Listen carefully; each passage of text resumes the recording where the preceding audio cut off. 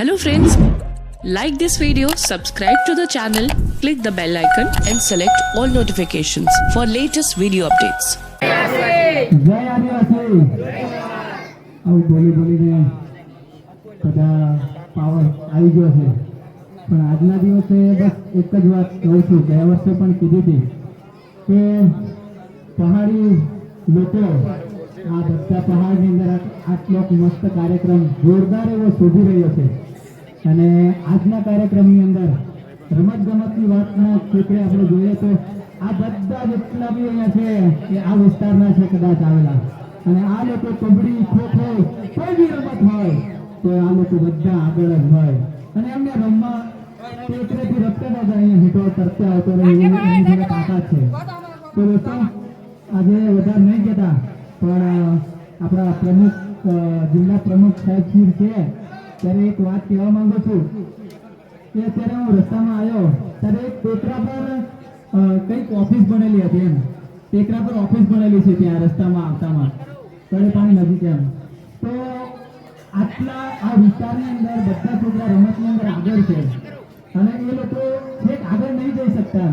એનું કારણ મને ખબર નથી, પણ કદાચ અહીંનું ગ્રાઉન્ડ ના મળવાના લીધે, અને એવું મેં સાંભળ્યું છે કે ગ્રાઉન્ડ અહીંયા આવે કોઈ જમીન નહીં આવતું એમ જતું રહે, એમ એટલું જતું રહે કલાક નહીં જવા બધી વાત મેં સાંભળી છે. પણ તમે વિચારો કે આખો ટેકરો ખોદી ઓફિસ બનાવી દીધી હોય તો આ એવો ટેકરો ખોદીને એક ગ્રાઉન્ડ બનાવે ને તો આ લોકો ઓલિમ્પિકમાં જાય છે. આ લોકો ઓલિમ્પિકની અંદર જાય છે.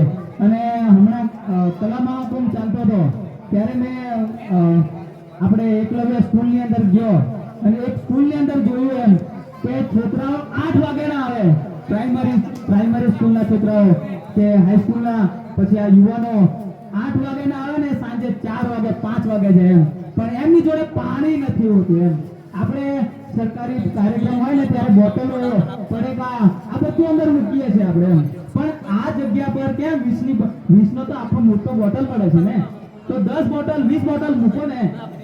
આ તંત્રની બેદરકારી છે, અને છોકરાઓને બપોરે નાસ્તો હોવો જોઈએ અને હોવો જ જોઈએ.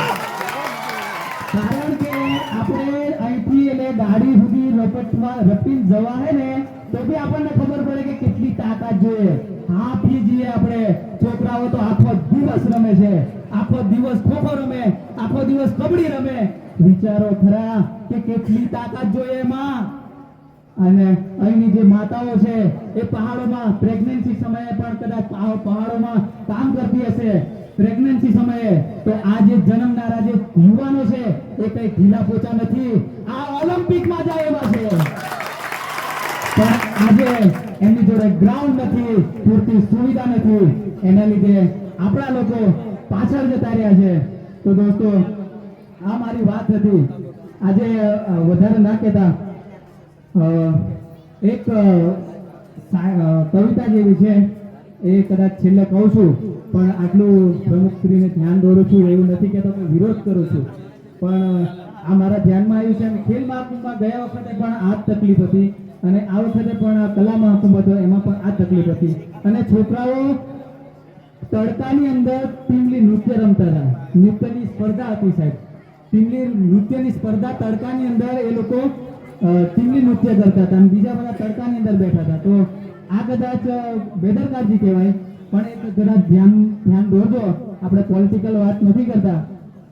એક કવિતા છે, જેમ વાંસમાં વસે સંગીત, આપણે જે વાંસમાંથી આપણે પીહા વગાડીએ, જેમ વાંસમાં વસે સંગીત તેમ આદિવાસીઓમાં વસે સંસ્કૃતિ. અમારું નૃત્ય ધરતીના ધબકાર સાથે ઝૂમે. આપણું જે નૃત્ય છે ને એ કોઈ મતલબ ધરતીના ધબકાર સાથે ઝૂમે છે. અમારો સ્વર હક્કોનો અવાજ બને.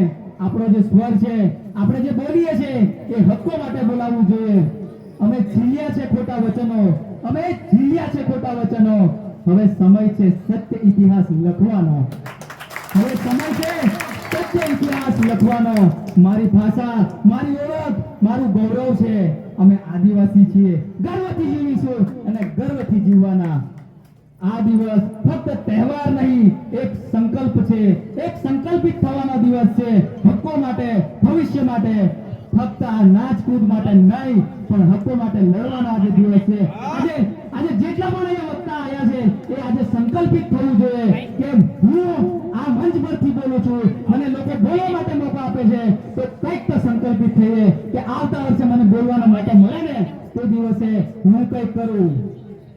અને આજના દિવસે ગઈ 9 ઓગસ્ટની અંદર મને બોલવાનો મોકો મળ્યો હતો અને એ મોકાની અંદર મેં એવું કીધું હતું કે લોકો આજે સંપ્રદાયોની અંદર જોડાયેલા છે, એ જોડાયેલા રહેશે, પણ એની અંદર પોતાની કમાણીનો 10મો ભાગ પોતાના મંદિરને, મહારાજને બધે આવતા હશે, પણ મેં એવું નક્કી કર્યું હતું કે મારી કમાણીનો 10મો ભાગ છે ને મેં મારા સમાજ માટે, મારા લોકો માટે મેં આપ્યું.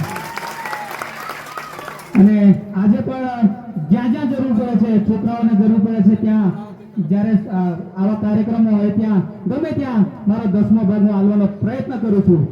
તો આ બધાએ કદાચ સંકલ્પ કરવો જોઈએ અને મારી વાણીને વિરામ આપું એટલે જય જોહાર.